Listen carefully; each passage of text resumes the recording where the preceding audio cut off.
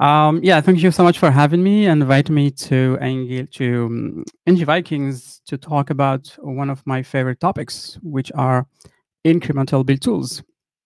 Angular is my first favorite topic. So, what we're going to talk about today during this 20-minute talk is why do we need another build tool, and do we really need it, and also what is BAZEL, and I'm gonna give you some of the getting started, just what you need to know to start using BAZEL in your apps. But before that, I just want to pause a little bit and talk about what's wrong with the current build ecosystem, and especially in our JavaScript community. Yeah, the build ecosystem is really broken. Um, we use tools that help us build our projects, and these tools take some time, some amount of time, and most of them are really like running build. Like the build time they provide is basically proportional to the number of files I have on my project. So the more files I add to my app, um, the longer it's gonna take to build. And it's also like every time I make a change and trigger a new build, it usually takes the same amount of time and to rebuild the whole app. Most of the tools we have today in a JavaScript ecosystem doesn't really provide any caching mechanism by default, and yeah, they have to like rebuild the whole app again and again and again. And also, one of the syndromes that we all experience on every single project is that it works on my machine, or in this case, it builds on my machine. So we don't really have, all the necessary guarantee to have reproducible builds. In fact, given the same code source as an input, I should have the same build uh, on every single machine. Yeah, that should be the default behavior, I should say. So my name is Wassim. I work at Microsoft, and this is my talk about how to supercharge your builds with BAZEL, or how to give superpowers to your build with BAZEL. So today, the app I'm going to use is Catify. I'm going to use this as an example and how to supercharge the build steps for this app and make it fast. So it's Catify. It's then an app I built a couple of weeks ago for our new Azure Static Web Apps service that we launched recently. So it's basically a cat names generator. Yep, you can ask it to give you a name, and it will give you a random name for your lovely pet. Oh, hateful grace. I'm gonna try another one.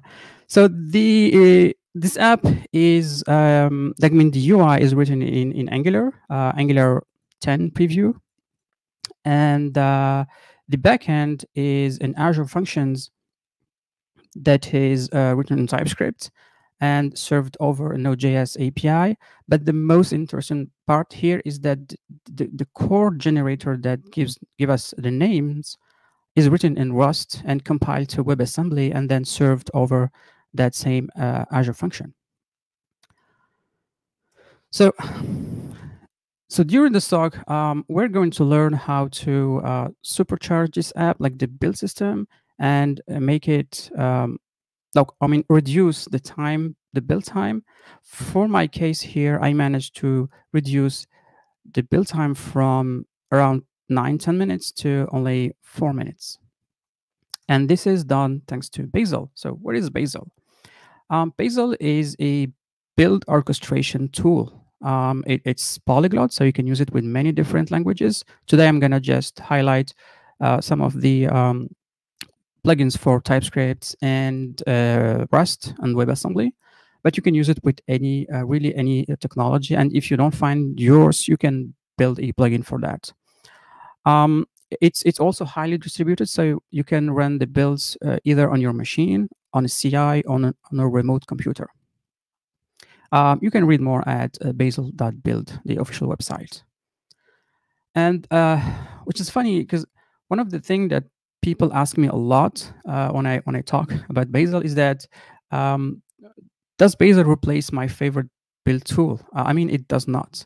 However, it gives them superpower. So if you prefer to use, I know, maybe Webpack to build your Angular app or wherever, you can still use Webpack. I mean, we've built a lot of rules for the JavaScript ecosystem, and I said before, if you use any particular build tool and there is no rule for it, you can build it yourself. It's easy.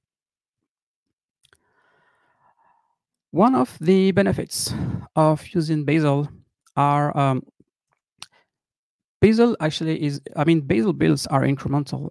The rebuild time actually is proportional to what you change and not the amount of file you have on your project. So this is similar to what the Ivy compiler does when it's like does incremental builds of your TypeScript components. BAZEL is also hermetic, so the build don't depend on anything except their inputs. So, for instance, no global environment variables are allowed in this way of doing things. And this hermeticity property enables us to have or to use features like remote build execution, where we can, for instance, use like a remote machine to run our builds, and also use like have our builds steps run in parallel, either again locally or remotely. BAZEL is industrial grade. What I mean by this is that it's made by Google. It's open source, and a lot of folks are using it. I have a slide next with the few companies that are using BAZEL outside of Google. BAZEL is also composable. Think of this like a Unix pipe. So you can use Unix pipes where you can chain many different commands and build up a single output. So this is great because you can use the same thing in BAZEL. You can use all the rules that are, by the way, when I say rules, I just mean plugins. That's the same concept. So when you use plugins made by the community, you can chain them and compose them and use your own custom build workflow that is really specific to your project and based on your requirements. So that's really great. And BAZEL is deterministic, but actually most of BAZEL rules are deterministic. So given the same input, we can have the same output. And this will allows us like to trust the cache. So we can cache build results based on basically their input. And I'm gonna talk about this in a couple of slides. So Polyglot, again, there are really a lot of technologies already supported by BAZEL. And again, if you don't find yours, you can like really easily create your own plugin for that technology. So many companies and corps are using and projects are using BAZEL. So the first one is TensorFlow. So that's really the biggest open source project that is using BAZEL. And of course, Angular is using BAZEL. All the Angular project is built with BAZEL, and also the CLI supports BAZEL as a build orchestration tool. So for today, one of the rules I'm using to compile the REST code into WebAssembly binaries. So this rule is made possible thanks to the contribution from Spotify. So thank you, Spotify. All right, so let's start and talk really quickly about the basic concepts, just what you need to know to get started with BAZEL. So the first most important concept is the workspace file. And it has to be in capital case. So that's the name actually of the file you need to have in your project to tell BAZEL that this is a BAZEL workspace. So this is basically the entry point for any BAZEL project. It defines all the dependencies of this particular workspace, and it is also responsible for loading and setting up all those dependencies, basically pulling them from external repositories. You can have multiple workspaces on the same project. You can view this as like a monorepo. So each of these folders you can see here is basically a single project. But of course, you can just start with one workspace, like to start with. The next concept is packages. So a package in the BAZEL ecosystem, it what defines a set of instructions, like how like the way to build that particular package. And also, yeah, you can give other instructions how to test it and also run it if it's an executable that you are building. So packages are the primary unit of code organization in a workspace. And to mark a folder as a package, you need to create a build that BAZEL file inside that folder. So whenever BAZEL sees that file inside any folder, it would use that folder as a package and treat it as a package, and then build it based on what you provide as instructions. So here I have an example of a package content where basically I'm using a couple of rules. So here I'm using the REST binary rule and also the REST WASM bindgen rules to compile my REST code into a WebAssembly binary.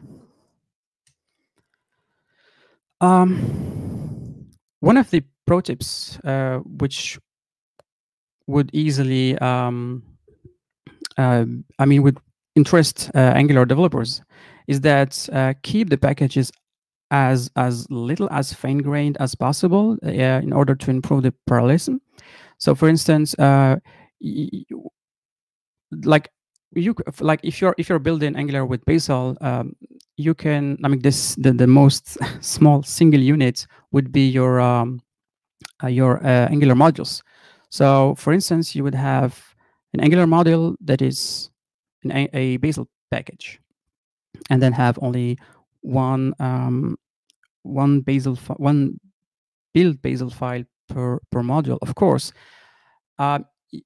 use this advice wisely. So if you have a huge module, you can then split up all, for instance, components, services, pipes, or whatever you have in your structure, and then use as like small, fine-grained packages as possible, because would be really great to improve, to help BAZEL run your builds in parallel and have a faster build time.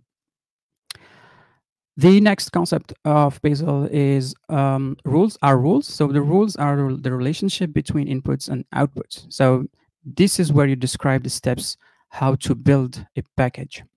So again, the same concept as before, but here I'm using the TS library rule with all the necessary arguments, and instruct BAZEL. Okay, tell it how I want to build my TypeScript file. So, for instance, here, like in the concept of rules composition, is that I can use this TS library rule that is provided by the Node.js rule project, which gives me as an output a JavaScript file and a type definition file.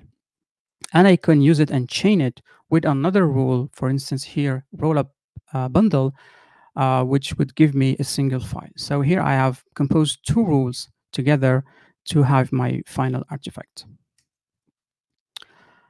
So under the hood, inside like any rule, are what we call actions, BAZEL actions. So you can see an action as a mathematical function where you give it an argument and it gives you a result. So for the same x, it will give you the same y. So this is where the deterministic part comes in. So for instance, again, for our test library, so under the hood, basically, really, this is really a simplified version of the implementation, where calling the TypeScript compiler and giving it all the necessary parameters to to transpile my TypeScript code into JavaScript. The execution graph is another important concept of BAZEL. So BAZEL under the hood creates a dependency graph and also an execution graph in order to really understand the dependencies of your bit like inside your project. And based on that knowledge, it's able to run in parallel all the builds, either like locally, for instance, or it can use like it can run the blue path on a remote machine and the yellow path on the local machine. There's also a notion of cache, and that's what's really great about BAZEL, is that for each output that is created by an action, it would be cached. And again, BAZEL would only invalidate the cache based on that knowledge that it created from your graphs. So only the changed file would be rebuilt. That's basically what it says here. The local execution and cache workflow is really simple. So BAZEL would use all resources available on your local machine to do the work for the cache and also for the execution and give you the result.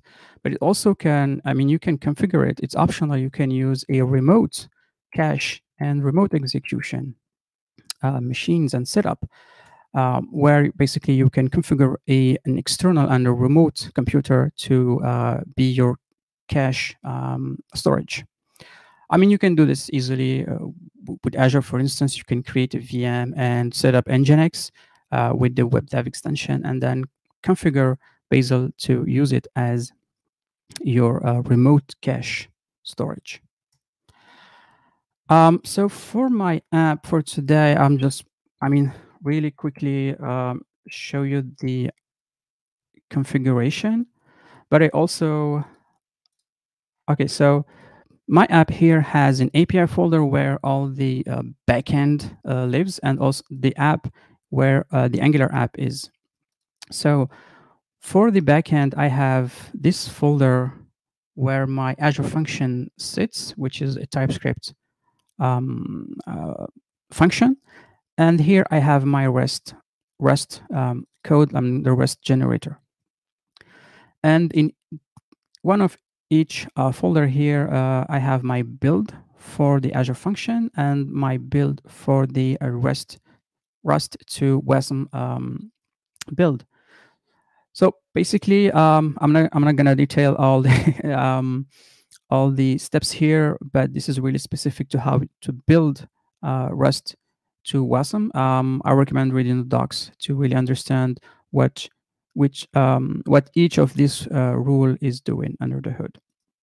For the TypeScript story is the same thing. I'm using the test libraries and basically telling it, okay, use that index file and then transpile it to JavaScript, and then also I'm specifying all the dependencies of that index file, which are basically required here.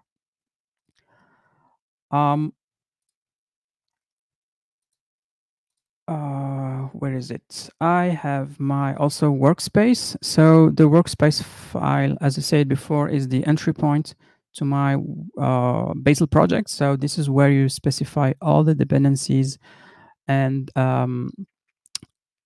also instruct BAZEL to set up and also download all the NPM packages, for instance, and also set up a TypeScript toolchain for my project because I'm using it.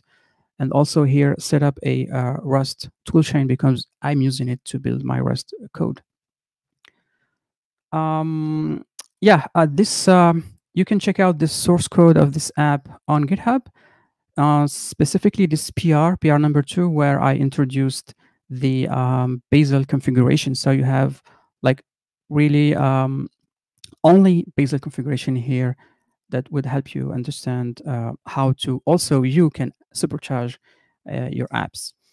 So again, I added this slide just to highlight that like how easily was it to build and deploy my Catify app on Azure Static Web Apps. Basically, my code lives on GitHub. The backend is an Azure function with all the Rust and WebAssembly hotness, and the front end is Angular, and everything is deployed on Catify.app really, really easily. So you can also try out BAZEL today. If you're using npm, you can npm init BAZEL and give it a workspace. This would create a skeleton, a scaffold, a workspace project, BAZEL workspace project for you. But also you can read a quick start for more information. So this was really a short introduction to BAZEL. You can check out my other talk where I go in much deeper explanation how to create rules and how to also set up a remote cache for your apps. So here are all the resources you need to read to get started with BAZEL. And of course, you can reach out to me on Twitter. I'm always happy to help if you have any questions about Angular or BAZEL or anything else. Thank you.